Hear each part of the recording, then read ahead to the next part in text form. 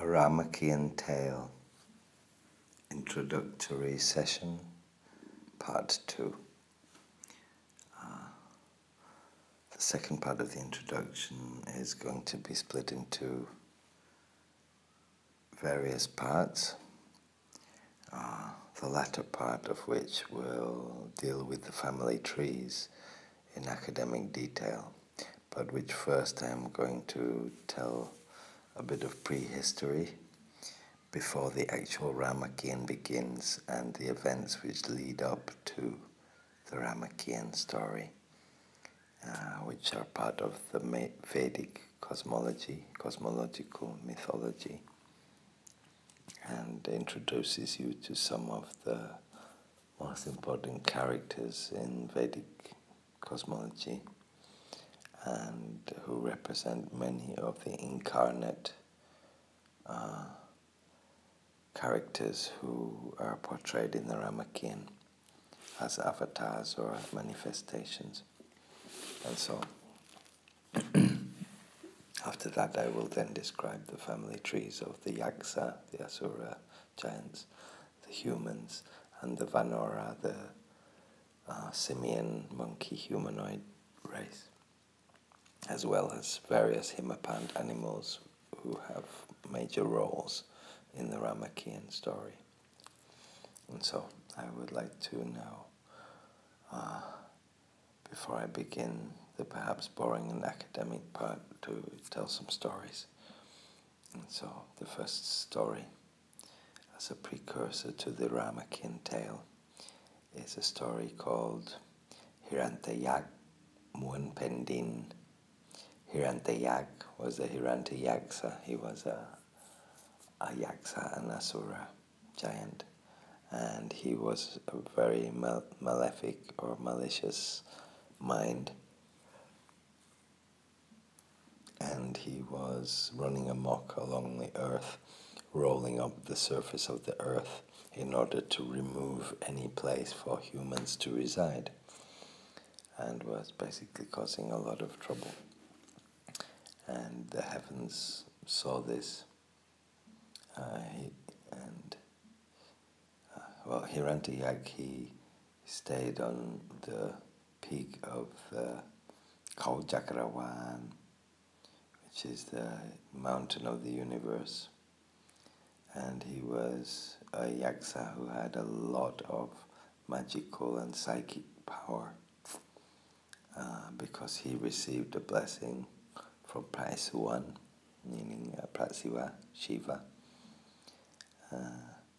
and was instilled fear in all of the hearts of the Rasi, the Rishi, the Rusi sages, and all the Tewada, the Devas, the celestial beings, were all very scared of him and his running amok and wielding of the powers which were bestowed upon him by Shiva as a reward for something he did in the past. One day Hirantayaks was in his Vimana palace in the heavens and decided, he got a very malicious mood and decided he wanted to destroy the world and break it up into pieces.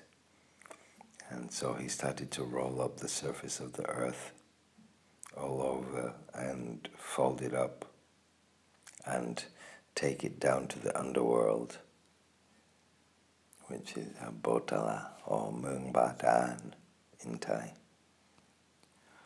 And when this happened, Hirantayaks, running amok, all the Tewada, the Devas, travelled to Mount Kailash to visit Lord Shiva, Praisuwan, and beseech him of help to stop the Hirantayaks from creating so much havoc.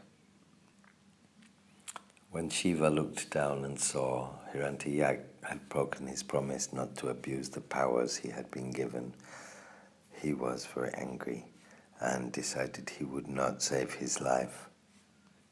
And Praisuwan, Shiva, then called upon Panarai, Vishnu Narayana avatar, to go down and to basically to sort Hirantayaks out and to punish him and stop him.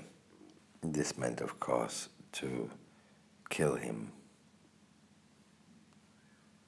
When Pratnarai, Vishnu avatar, saw Hirantayak putting the earth under his armpit to carry off down into the underworld, he transformed into a snow-white wild boar with big tusks, and he ran into Hirantayaksa and stabbed and bit him 1,000 times.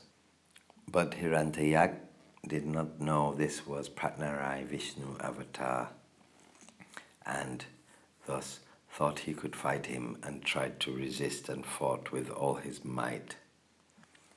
But in the end, Pratnarai Vishnu avatar bit him so much that the head of Hirantayak was completely severed from his body, and he died. And then Pratnarai avatar hooked up the earth which had been stolen in his tusks and went and placed it back in its original location. This was just one of many of the cases where Vishnu avatar was asked by Lord Shiva to perform his duty and function as savior and protector of the humans and the world, and many more to come. Now, Prince Rama in the Ramakien is actually the avatar of Lord Vishnu, and at the beginning of the Ramakien that is explained because it begins in the celestial realms with Lord Vishnu and a demon called Nantuk, and both of these then avatar or are born on earth, and one Vishnu becomes becomes Rama, and Nantuk becomes, of course, the demon Totsakan or Ravana.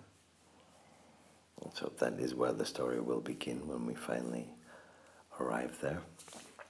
For now, this was one of the incarnations of the Vishnu avatar, which I believe is the third incarnation. I think the second he was born as a fish. Anyway, Krishna was one of his avatars, the Lord Buddha was one of his avatars, and the white boar was also one of his avatars. Vishnu has 10 avatars, meaning 10 births on earth as a savior. And so, Vishnu plays a major role in the background of the Ramakien as a bit of the puppet string puller, as does Shiva and even Brahma. And so I will tell a couple of more precursor stories of events which happened before the Ramayana or the Ramakien,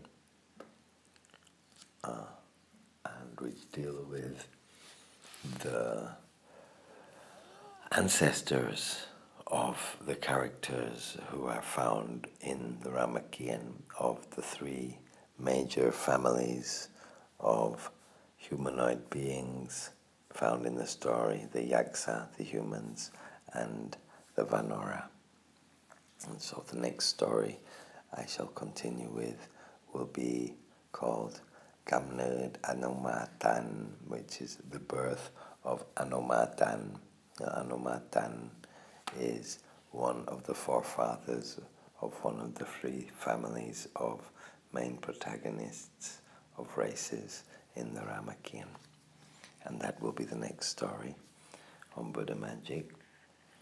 So I hope if you are interested you will subscribe, because that is actually the true beginning of the family lineage which gave rise to the characters and the story of the Ramakien.